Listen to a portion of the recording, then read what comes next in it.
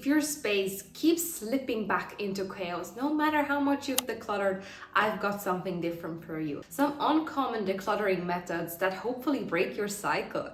With the first one I have for you is the 1990 rule. This will be a guide for you, what you can let go of and what would be not even needed anymore. By figuring out how many times have I used this in these 90 days? Have I even considered to use it? The reason why I haven't used it at all, or why I've used it so frequently. And that can be implemented in seasonal clothing, in tools, hobby equipment.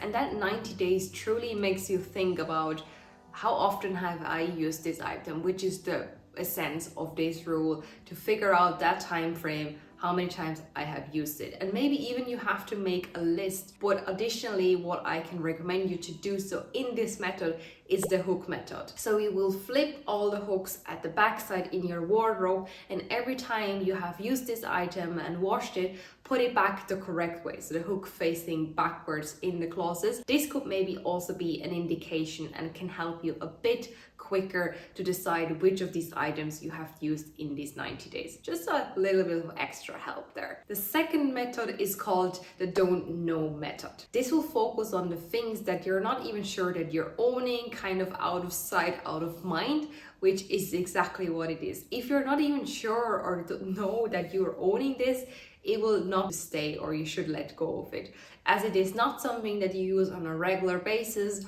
or in the first method in that 90 days frame. So everything that you're not even sure if you're owning, or you're finding them while you're decluttering and not even sure what it was needed, or it could be just a in case thing that you own, release it and let go. That will make your decluttering journey so much more faster and efficient if you let just go of the things you're not even sure that you're owning or completely have forgotten about them. We're moving on to the third one, which is called the Project 333. I find it's quite similar to the 30 days challenge, where you remove one item per day and increase it. So day 1, day 2, 2. This one focuses on a 3-month period. So in that 3-month period, you're gonna select specifically 33 items in your wardrobe. So the criteria is what you have to include in those 33 items is your shoes, your clothes, and your accessoire. What is not included is your wedding ring,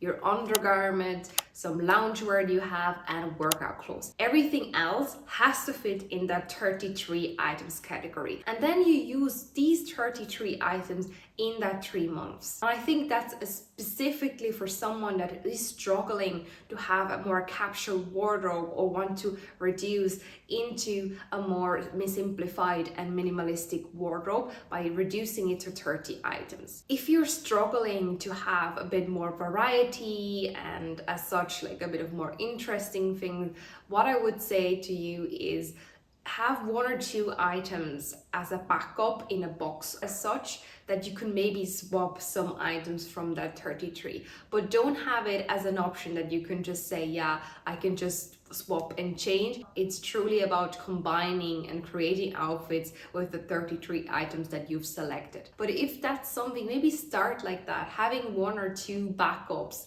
especially if you have certain events that were not planned in the beginning of that challenge. It just gives you a bit of wiggle that you can adjust to them. So it's kind of a little leak that you create for yourself, or channel that you just still be up to success, because it's not all about restricting yourself so hard about those projects or methods for decluttering. I find sometimes you have to have that guideline to be sure that you're accomplishing something and get to a stage where it's still a bit challenging, but adapting it the way it could suit you by having maybe 1 or 2 or 4 items extra. But the rest, I do recommend put them aside, that you're not even getting tempted. You'll get to know what you truly wear. Most of your 33 items are gonna be your favorite, or where you feel most comfortable and confident in your outfits. Next, we have number 4, our last one, which is called the Swedish depth cleaning. I'd say the most drastic one, but there is definitely something you can learn of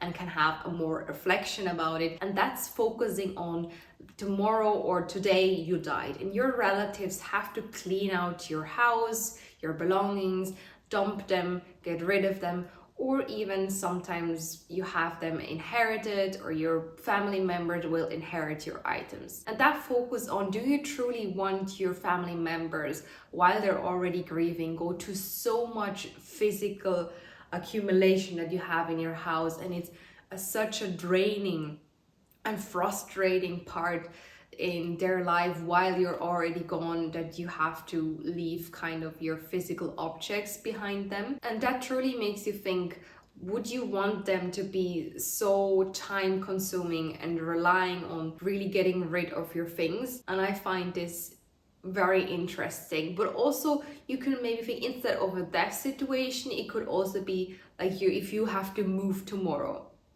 how long would it really take you to do that? And I find that might be a different approach from a more positive side. But anyway, that method is just focusing on a very drastic change. And would you want your relatives, family, loved ones to go through your stuff for weeks, months even, just to get rid of everything while they're already in a difficult situation? And I do believe that's something that I always try to keep in mind if I maintain my minimalistic lifestyle, if things are coming up. But also I have also that little thing, maybe it's because I already moved abroad, but if I have to move out, or if I have to move somewhere else very quickly, how many cars, how many help do I need to get those things done? And by having that minimalistic and simplified lifestyle, it's not that much. It could be just a car, or I'm renting like a big van or something, and then everything fits in there, and it just makes life easier by having less. So all of these methods that I just mentioned, there are definitely another approach and not so common spoken about. Have you ever heard of any of them? I think they're quite unusual, but sometimes I find the unusual ones can really bring you further, and as they're so uncommon, or you can combine them in a way, can be even further and beneficial, and can break the cycle, as I was mentioning in the beginning. And if you truly want to succeed in that kind of approach for a new simplified lifestyle, follow along here on Ladies Mental, where exactly that's my goal and mission, to show you to get a more simplified lifestyle. So yeah, subscribe to this channel. Let me know which one of them you have tried so far. Have you heard of them? I do find definitely the Swedish death method or cleaning method one of the favorite ones. It just focuses more on an advanced level, but all of them I can recommend. Maybe don't do all at once, that might be too much to break your cycle, but get your way into one of them and increase the level or speed as such. By that, I leave you off, and I truly send you so much love. I appreciate your time here and the people that are already following my channel. I really want to send so much love and gratitude towards your presence. It's truly amazing what we can build here. Thank you. Bye bye.